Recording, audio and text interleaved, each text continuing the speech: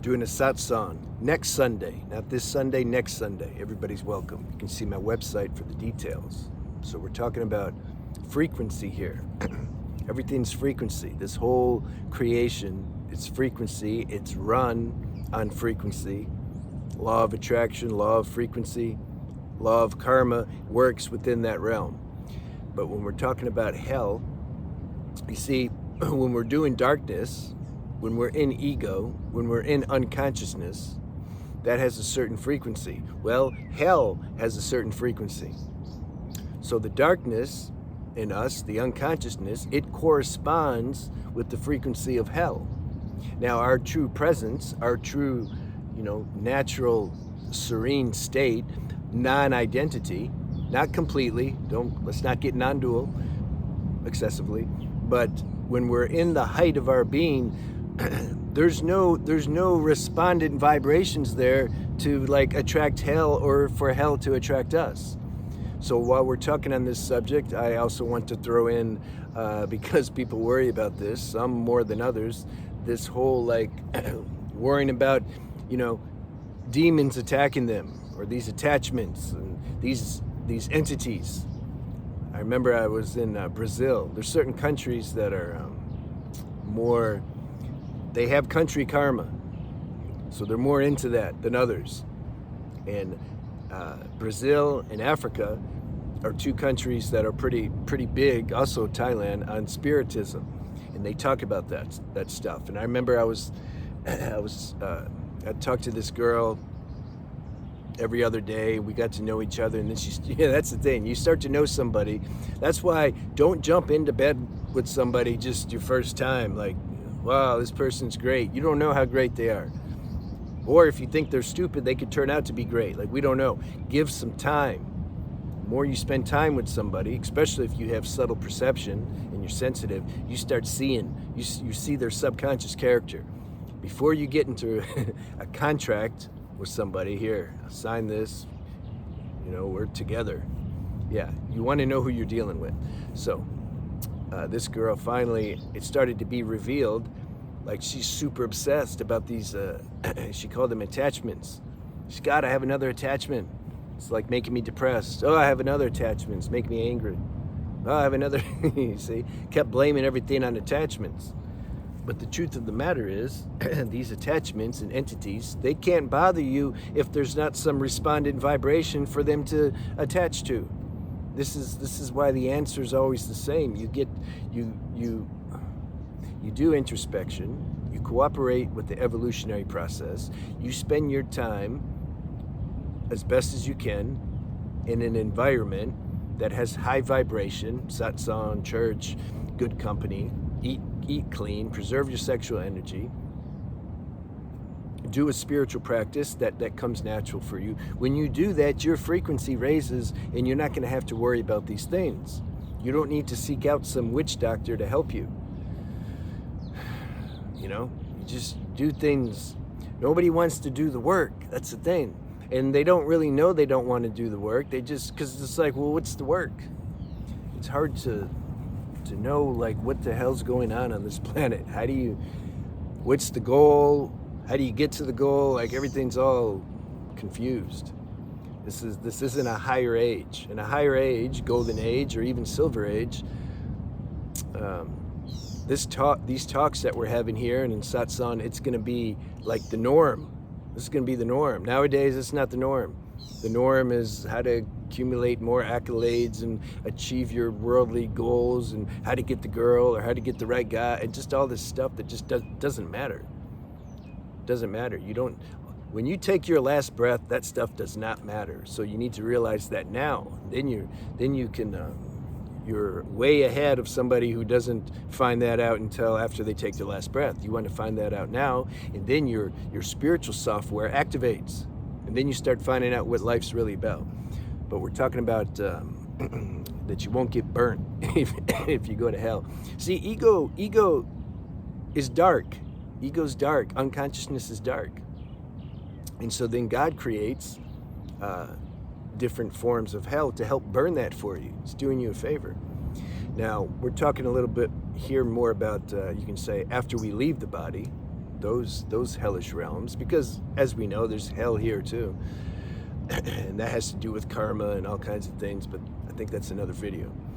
But when we leave here, it all boils down to, were we conscious of like our darkness?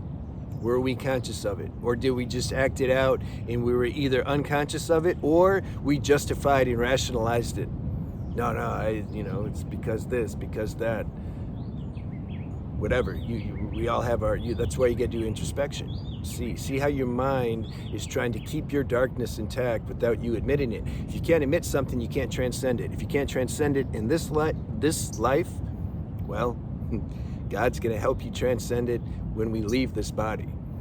And now those who are super dark, there's different levels of darkness, just like there's different levels of light.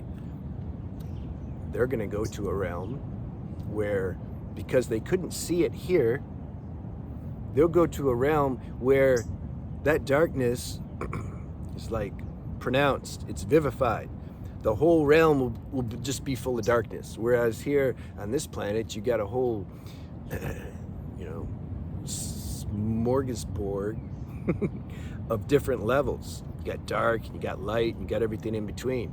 But when if you're in a realm where that's all there is your vibration, your matching vibration, and if it's dark, let's say it's just a dark realm, and you're going to see yourself everywhere. Everybody's just going to be trying to hurt each other, and they're always fighting, and that's what it's going to be. So then they're going to reflect back to you. You're going to get the experience of what darkness really is. So it's not punishment. I mean, it feels like punishment, but it's purification. Then when you take another body at some point, that tendency is going to be there. That experience, that wisdom that you can say the astral, hell gave you, that's going to be there. So you're not going to be so stupid and ignorant. So that's what happens. It's all about law of frequency. It's all about,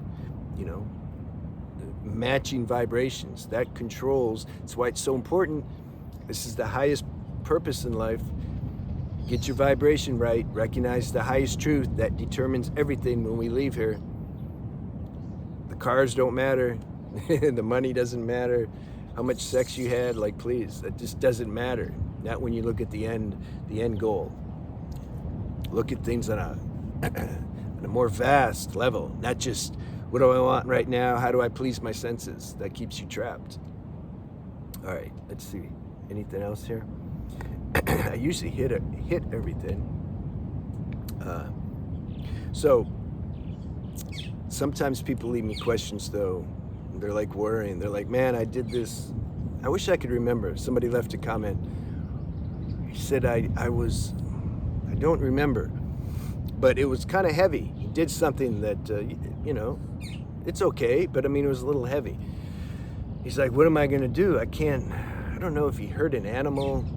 I think he hurt an animal. He was young, and sometimes when we're young, it's said in the Hindu scripture, you don't really start accumulating real karma until you're 21. It's like the drinking age. Because before then, you're kind of just a victim of collective karma. Anyway, he did something and he wasn't proud of that. And he was worried about it. It's like, how can I rectify this? I don't want to go to hell for this, basically. It rained all night, so mosquitoes are out, but I have some for them, you see, so they're not bothering me too bad. And I told them, I said, look, whatever you do, not just him, just anybody out there, anything that you've done that you know you shouldn't have done and that created some misery for somebody else, physically, emotionally, mentally, you need to make amends and restitution for that, number one. The other thing, even more important, is you need to actually not do it again. There needs to be a character change. It was like this last girlfriend I had some years ago. She did some things, and then she said, oh, I'm so sorry. But I don't care about that. It's not being sorry. It's but you're going to do it again. You're going to do it again to the next guy or your previous guys. That's the thing. There needs to be a character change.